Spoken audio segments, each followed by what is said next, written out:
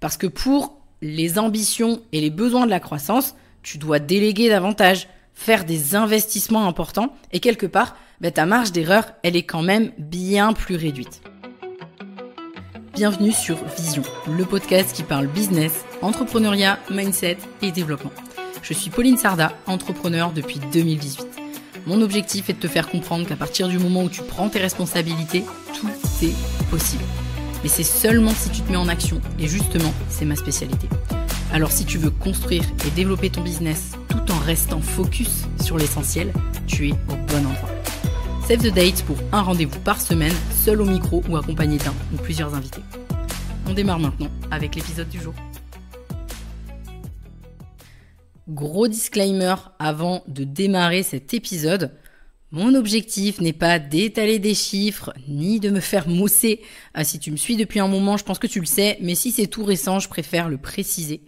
Ensuite, l'objectif n'est pas non plus de me plaindre, simplement d'afficher aussi ce dont personne ne te parle parce que c'est moins glam, moins hype, moins sexy de le dire.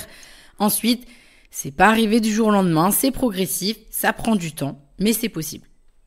Maintenant que les bases sont posées, on peut démarrer. Déjà, pourquoi j'ai voulu faire cet épisode ? La raison principale, c'est parce que je constate que trop d'entrepreneurs idéalisent la vie des uns et des autres et qu'ils n'ont pas forcément conscience de tout. Alors, ça veut pas non plus dire que la vie des gens que tu suis sur les réseaux sociaux, c'est de la merde en vrai, hein. Mais en tout cas, tu vois pas tout et c'est important de le savoir et de pas l'oublier. Et puis, sur les réseaux sociaux, on choisit aussi ce qu'on veut partager et c'est pas un détail. Ensuite, ça me paraît quand même important de savoir à quoi t'attendre si tu veux développer ton business et le faire croître au-delà d'un modèle indépendant. Et ça, c'est aussi tout le sujet de l'épisode. Je précise d'ailleurs que rester sur un modèle indépendant et l'optimiser à son max, c'est très bien aussi. Il n'y a pas une ambition qui est plus louable que l'autre. Maintenant, il faut juste arrêter de se mentir aussi. Atteindre un chiffre d'affaires au-delà des 6 chiffres, c'est quasi pas possible d'y arriver en full solo. Et j'ai bien dit quasi pas possible, ça veut pas dire que c'est impossible, mais ça reste quand même une minorité. Et quand je dis full solo, je veux bien dire vraiment full solo, Pas même un freelance qui t'assiste sur les missions quotidiennes. Donc atteindre les 6 chiffres, peut-être. Aller un petit peu au-delà, non. C'est quand même plus compliqué. Souvent, ils sont au moins 2 associés, par exemple, et il y a souvent une équipe minimum de freelance derrière pour faire levier. Parenthèse fermée. Donc, les 2 objectifs d'aborder ce sujet aujourd'hui sur le podcast, c'est, pour résumer, 1, de te montrer la réalité. Faire du chiffre, c'est bien, mais c'est pas si facile que ça non plus, et c'est pas la belle vie tout le temps. Et 2, avoir une idée de ce à quoi tu peux potentiellement t'attendre si tu as pour ambition de croître au-delà de l'indépendance. Et encore une fois, je préfère le répéter, c'est ok de vouloir rester full indé. C'est aussi une forme d'ambition. Déjà, je pense que c'est important de faire un petit tour quand même sur les idées reçues des business à 6 chiffres. Je vais mettre des guillemets sur le web tout particulièrement. Tu réussis tout en un claquement de doigts. Alors, j'ai envie d'écrire là, tu vois, sur un tableau faux, en gros, parce que pour en arriver là, je connais pas beaucoup d'entrepreneurs qui n'ont pas connu d'échec du tout. Par définition, tu as essayé plusieurs choses pour en arriver là, et parmi ces essais, tu as aussi raté. Et ça fait partie du processus. Autre idée reçue, tout est plus facile pour toi, tu es entouré d'une équipe. Alors, on va y venir après, parce qu'avoir une équipe, c'est aussi beaucoup de responsabilités. Autre idée reçue, tu as beaucoup d'argent, donc c'est clairement la belle vie. Alors, il va falloir apprendre à faire la différence entre chiffre d'affaires et rémunération, mais aussi trésorerie disponible. Parce que, il faut le savoir, tous les entrepreneurs dits à 6 chiffres n'ont pas forcément beaucoup de trésorerie disponible. Donc c'est à ne pas confondre avec la rentabilité non plus, avec ce qui reste sur le compte, etc., etc. Alors, pour les besoins de l'épisode, j'ai identifié et décliné 6 grandes responsabilités qui peuvent se cacher derrière un business de service à 6 chiffres, et il y en a probablement beaucoup d'autres que je ne cite pas, c'est non exhaustif. La première, c'est la pression financière que je rattacherai au seuil de rentabilité qui augmente, parce que pour les ambitions et les besoins de la croissance, tu dois déléguer davantage, faire des investissements importants et quelque part, ta marge d'erreur, elle est quand même bien plus réduite. Je précise, le seuil de rentabilité, en gros, c'est tout simplement la somme d'argent que tu dois faire pour pouvoir payer tes charges et ton salaire compris dedans. J'insiste sur le salaire parce que te payer, te rémunérer, ça doit pas être une option.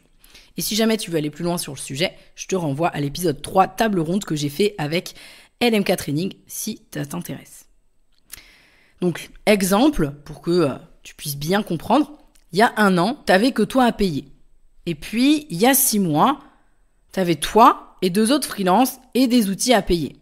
Et aujourd'hui, tu as toute une équipe, un salarié, des outils plus performants, etc. Et donc là, en gros, ton seuil de renta, il est passé peut-être de 5 000 € par mois, il y a 1 an, à 20 000 € maintenant. Ah oui, je sais, Là, tout de suite, ça peut donner des frissons. Et pourtant, quand tu payes tout à la fin du mois, les 20 000, ils parlent très vite, je peux te le dire. Et donc, ça veut dire que tu dois, entre guillemets, t'imposer de faire minimum 20 000 € de chiffre d'affaires par mois pour pouvoir payer tout le monde, etc. Donc, t'imagines bien que tu as quand même une pression supplémentaire. Je vais pas rentrer dans le détail du niveau de trésorerie parce que en fonction de ça, tu peux aussi te permettre d'avoir des mois avec plus de sorties que de rentrées. Faut juste que ça soit maîtrisé, mais je vais pas rentrer dans ce détail-là, donc je te ramène à l'épisode 3 où on a parlé finance. La deuxième responsabilité que j'ai identifiée, c'est le stress de devoir toujours faire mieux pour montrer l'exemple. Autant d'un point de vue de l'audience que de ton équipe. Au niveau audience, j'ai la sensation de devoir toujours faire mieux, pour ma part, et je parle pour moi, de devoir être infaillible et de tout réussir. Et ça, c'est une énorme pression. Alors après, je sais, c'est peut-être une pression qu'on se met nous-mêmes, c'est même pas peut-être, c'est même sûr, mais elle est quand même là dans le fond. Au niveau de l'équipe, c'est quelque chose que je fais beaucoup, je partage régulièrement avec l'équipe comment je me sens, etc. Et j'ai pour le coup aucun mal à le faire, mais ça a ses limites. Au fond, j'ai quand même la pression de devoir, entre guillemets, me montrer forte parce que partager mes moments plus down, mes états d'âme, ça touche mon équipe et ça peut impacter les résultats de mon entreprise. Donc je peux pas non plus faire ce que je veux avec ça. Donc on aura beau dire qu'il faut se montrer vulnérable, surtout qu'on en entend beaucoup parler en management, au fond, tu peux pas totalement l'être. Enfin, en tout cas, c'est là pour le coup, c'est vraiment mon avis. Et ça renforce ce sentiment de solitude que tu ressens face à toutes ces responsabilités, justement. La troisième responsabilité dont je veux te parler, c'est celle de prendre les décisions et particulièrement de prendre les bonnes rapidement et efficacement. Et on ne parle pas ici de petites décisions, même si en vrai, il n'y a pas de petites décisions, mais tu as compris un peu l'idée. Je vais te donner un exemple, ça peut être des investissements qui n'étaient pas prévus, mais qu'il faut que tu les fasses maintenant parce que tu te retrouves un peu au pied du mur et tu dois prendre ces décisions, tu dois faire cet investissement qui n'était pas prévu. Ça peut être faire le choix de remplacer quelqu'un de l'équipe qui a un souci personnel et pourra visiblement pas être là pendant peut-être plusieurs semaines, et ça a un impact financier, parce que quand tu as quelqu'un de ton équipe qui est freelance et qui est malade, ok, tu le rémunères pas. En revanche, quand c'est un salarié, tu as un reste à charge. Donc il faut arbitrer ses choix et se demander, ok, est-ce que je prends quelqu'un, mais ça va être une somme à sortir qui n'était pas prévue, ou est-ce que je dispatche la charge de travail à l'équipe, est-ce que je prends une partie? Enfin, tu vois, toutes ces questions-là, et il faut agir vite, surtout dans ces moments-là. Ça peut aussi être te séparer de quelqu'un parce que ça fonctionne plus, et plus tu prends du temps à te séparer de quelqu'un avec qui ça ne fonctionne pas, plus ça devient un problème aussi. Donc il faut prendre une décision rapide, encore une fois. Ça peut être aussi changer de stratégie parce que les chiffres sont pas bons, et là aussi, il faut agir vite. Bref, beaucoup de décisions en fait. Et ça, c'est la grosse différence quand même quand tu passes de solo à équipe. T'as des choix à arbitrer et ton job, ça devient en grande partie de prendre des décisions.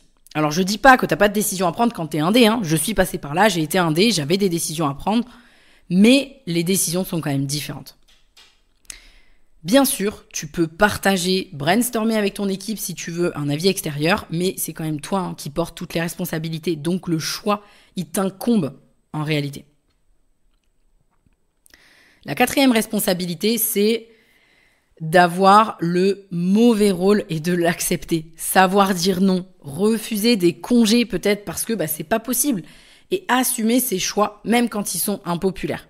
Et d'ailleurs, j'en profite pour rebondir là-dessus en te disant que si aujourd'hui tu as du mal à l'idée, je vais mettre des guillemets sur Surtout qu'en plus, clairement, c'est pas mon métier, le management. Moi, j'apprends comme tout le monde, mais je te donne un petit peu avec mon expérience.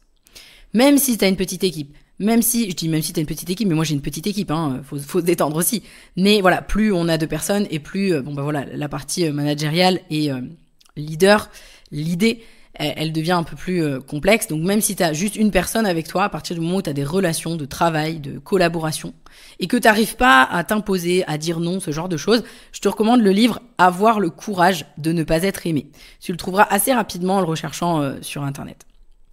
Et ça, ça fait partie de tes responsabilités aussi parce que savoir dire non, savoir t'imposer, prendre des décisions qui sont parfois impopulaires, ça rejoint un peu faire des choix juste avant, prendre des décisions, mais particulièrement quand elles sont impopulaires justement.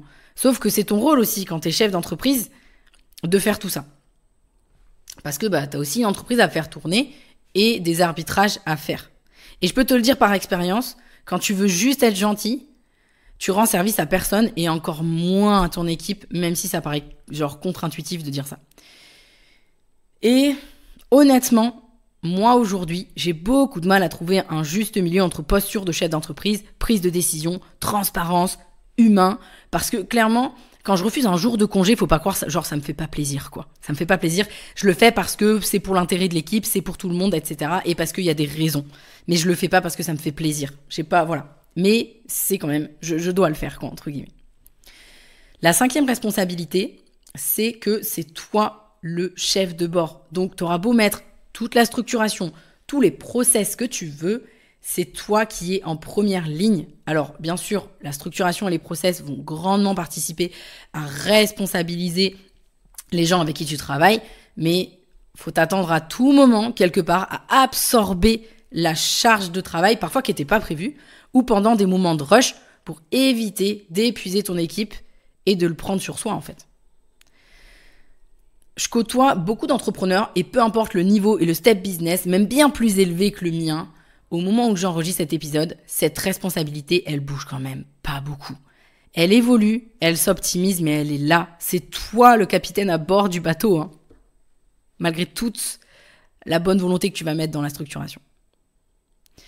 Et enfin, la 6e et dernière responsabilité, c'est celle d'avoir la charge mentale du bien-être de ton équipe et des résultats de l'entreprise. Après, encore une fois, ça se travaille, ça s'optimise. Tu peux mettre en place des éléments externes, mais aussi internes pour faire baisser cette charge mentale-là. Mais elle est là, un peu tapis dans l'ombre, et elle vient te taper sur l'épaule régulièrement. Pour te donner quelques éléments, il y a 2 choses externes principales. Ça va être, ou même 3, mettre en place un suivi financier et un suivi stratégique. Ça va clairement permettre de pallier cette charge mentale. Avoir un œil sur son prévisionnel et agir et réajuster en fonction. Le prévisionnel, c'est pas juste pour faire joli, c'est aussi pour t'aider dans tes décisions, mais aussi t'aider à être plus serein. Tout ça, ça te permet finalement d'anticiper et d'avoir quand même bien plus la main sur les choses qui arrivent. Et puis, il y a les éléments, j'aurais tendance à dire internes, on va un petit peu plus rentrer dans le dev perso. Genre, focuser ton attention sur les choses positive en tenant par exemple un journal de gratitude, je sais pas, c'est quelque chose qui peut être intéressant pour un peu faire baisser la pression. Aussi, truc de base, mais prendre des vrais moments off, même si on adore ce qu'on fait, et je le sais, je suis entrepreneur moi aussi, donc oui, on adore ce qu'on fait. Mais il faut poser des vacances, il faut se faire un petit peu violence, parce que tout ça permet de faire redescendre la pression aussi.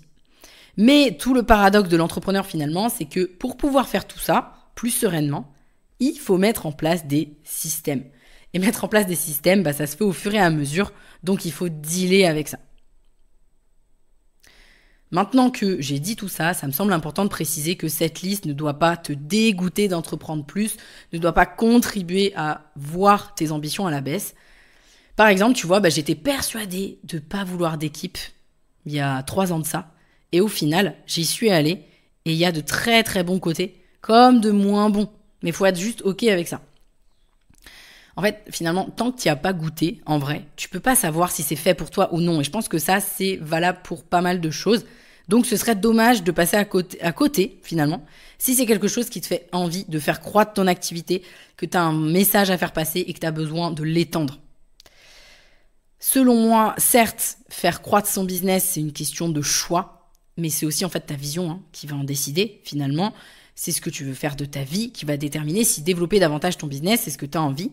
Et le reste des responsabilités vont arriver ensuite. Des fois, ça s'impose à nous. Et dernière chose, n'anticipe pas les problèmes avant qu'ils soient là. S'il te plaît, prends-les quand ils arrivent parce que clairement, sinon, tu fais rien en fait. Donc, pour résumer, les 6 grandes responsabilités, d'après aussi mon expérience, je précise quand même, parce que l'expérience d'autres personnes vont peut-être faire ressortir d'autres choses. La pression financière élevée, devoir toujours faire mieux, prendre des décisions et prendre les bonnes rapidement. Je pense que celle-là, clairement, personnellement en tout cas, c'est celle qui est la plus lourde à porter. Accepter d'avoir le mauvais rôle potentiellement. J'avais oublié celle-là aussi. Être OK avec le fait que c'est toi le maître à bord, quoi qu'il se passe. Et ça, en fait, il faut l'accepter. Il faut vivre avec, un petit peu. Et la charge mentale liée à l'équipe et à tes responsabilités. J'ai pour habitude, en tout cas, j'essaie de le faire un maximum, de plutôt te laisser sur une question, une réflexion. Et aujourd'hui, j'ai envie de te demander, est-ce que la mission que tu t'es donnée avec ton entreprise est plus forte que les tracas que tu vas rencontrer sur le chemin ? Je te laisse y réfléchir et ne sois surtout pas frustré si tu n'as pas encore la réponse. C'est complètement OK. J'espère que cet épisode t'aura permis d'apprendre des choses, de voir les choses aussi différemment. En tout cas, on se retrouve la semaine prochaine pour un nouvel épisode. Bye bye. Merci à toi d'avoir suivi cet épisode. Si tu l'as apprécié, je t'invite à me laisser un avis 5 étoiles sur la plateforme d'écoute sur laquelle tu te trouves, ou mieux encore, à le partager à quelqu'un de ton entourage qui aurait selon toi besoin de l'écouter.